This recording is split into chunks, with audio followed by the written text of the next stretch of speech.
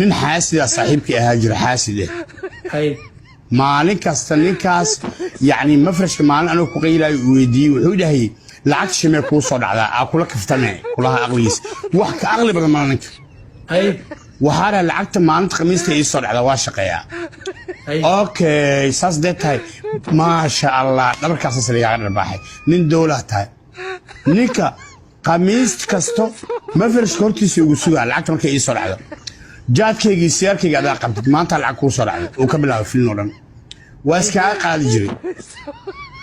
xariifka ilaahay amarkiisa markii dambe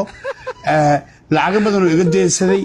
waxaa dhacday guriga maalin isla soo lugeenay xaafadiisu u laabtay anna xaafadeeda imaaday habeenkii aa seexday jaadka markaa tufay